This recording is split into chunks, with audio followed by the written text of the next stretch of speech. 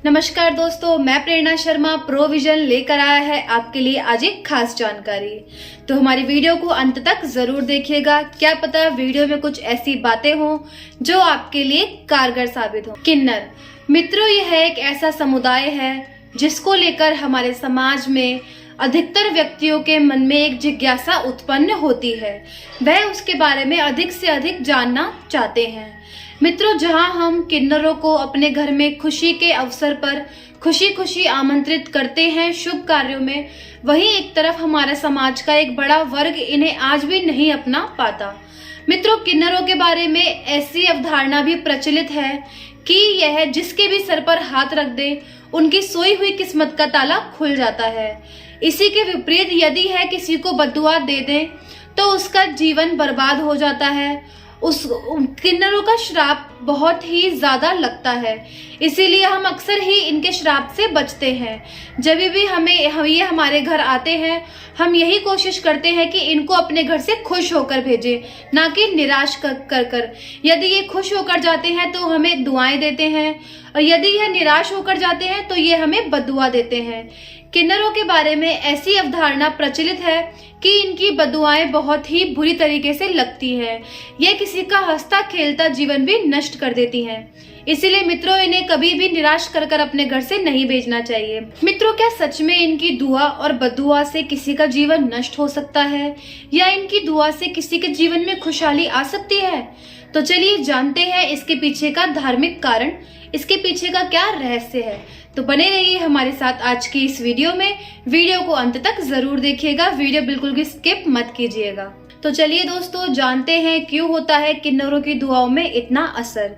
बात है रामायण काल की, जब राजा दशरथ के आदेशानुसार प्रभु श्री राम, लक्ष्मण और सीता सहित वनवास को गए।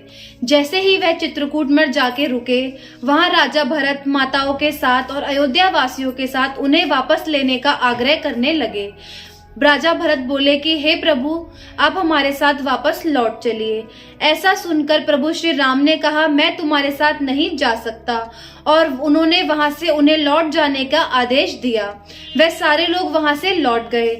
अयोध्या वासी वहीं रुके रहे। राजा राम ने उनसे कहा, हे नर नारी, तुम अपने अयोध्या वापस लौट जाओ। उन लोगों में कुछ किन्नर भी शामिल थे जिन्हें अपने लिए कोई आदेश नहीं मिला, क्योंकि मित्रों, ना ही उनकी गिनती पुरुषों में होती है, ना ही उनकी गिनती महिलाओं में होती है। इसीलिए वे वहीं राजा राम के लौटने की प्रतीक्षा करने लगे।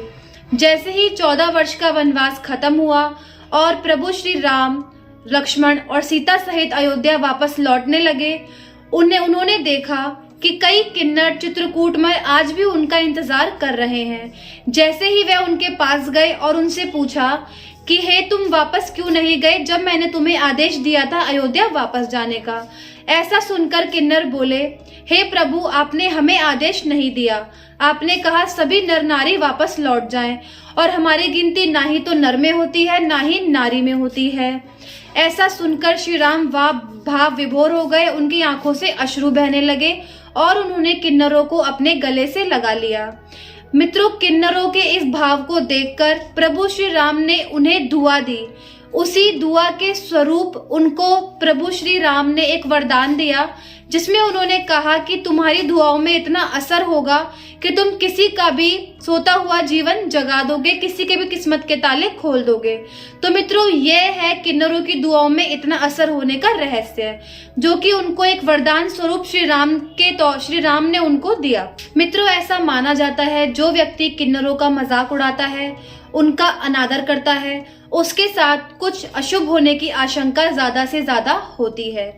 इसके विपरीत मित्रों, ज्योतिषी के अनुसार जिस भी व्यक्ति का बुध ग्रह कमजोर होता है, उसके लिए भी कई उपाय बताए गए हैं, जिनमें से एक उपाय यह है कि उन्हें किन्नरों को दान देना चाहिए, जिससे उनका बुध ग्रह मजबूत होता है। तो दोस्तों, देखा आपने कैसे एक किन्नर हमारे सोए हुए जीवन को जगा सकता है, हमारी सोई ही किस्मत के तालों को खोल सकता है। तो मित्रों, अगर आपके भी मन में किन्नरों को लेके ऐसे कोई अवधारणा थी तो उसको निकाल दीजिए। कभी भी आपको कोई किन्नर दिखे तो उसको जरूर कुछ ना कुछ दान में दीजिए और उसकी दुआएं लीजिए।